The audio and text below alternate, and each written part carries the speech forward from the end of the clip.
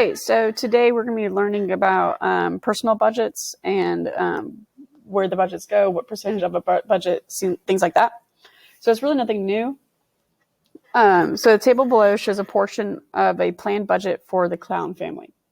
Their monthly income is $7,500. So these are their budgeted items, and I'm not saying that these amounts add up to $7,500. This is just a portion of their budget.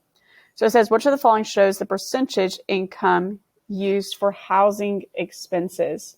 So all I want to do is find the percentage of housing expenses. Basically, they spend $1,200 for housing, and I want to figure out what portion of their budget goes to housing. So you actually learned this in 6th grade. You learned part over whole is equal to percent over 100. So your part is $1,200. And your whole is your entire budget of $7,500. And since you're trying to find the percentage, you're going to set up X for the percentage that you're missing over 100%. And then you're just going to cross multiply. So X times 7,500 is just 7,500X is equal to 1,200 times 100, which is just 120,000. And then you divide. And you can cross off 2 zeros. So now you're just dividing 75 into 1,200.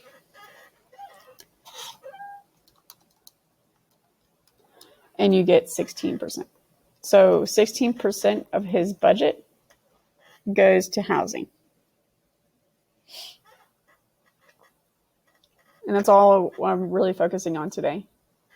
So it says the Lopez family meets with a financial planner who advises them to save 25% of their income per month for college savings for their children. They earn $11,540 per month. How much will the Lopez family save each month for future college expenses? Okay, so the percent always goes over 100, so it's 25% over 100. And if you already know that 25% is 1/4, you may be using that to your advantage as well. But I'm just going to set up the proportion. So 25% over 100. And I want to find out what 25% is of their monthly income, which is $11,540. So this is 100x. And then you're going to do 25 times 11,540. Which is 288,500. So then you're going to divide by 100. So now you get 2,885. So they need to save 2,885 for their children's future college savings. You can also, since you knew 25% is 1/4, you can just divide 4 into 11,540. And you would have got the same thing. So it's whatever way you would prefer. That's, again, the reason why I love teaching math. Okay, so now we have this your turn.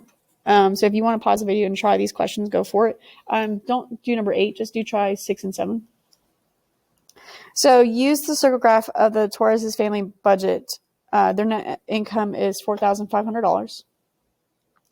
So it says, how much does a Torres family spend on housing each month? So we need to find housing cost, which is 30% of their budget. So I want to figure out what 30% of 4,500 is. So you set up the proportion. So you get 100x is equal to 4,500 times 30, which is 135,000. And then you divide by 100. Cross off the zeros, and so you're left with $1,350.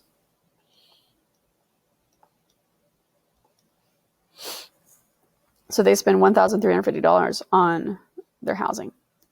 So it says 7 says, what percent of the budget does the Torres family spend on food, and then clothing? So it's 2 questions. Find the percentage for food, and then find the percentage for clothing. So food is right here. So food is $630 out of a total of 4,500, and you're trying to find the percentage.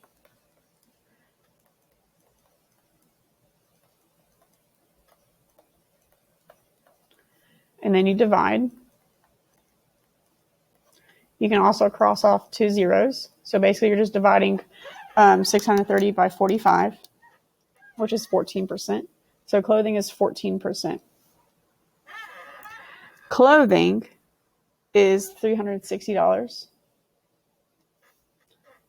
So you're going to do the same thing. So $360 over 4,500 is equal to X over 100%.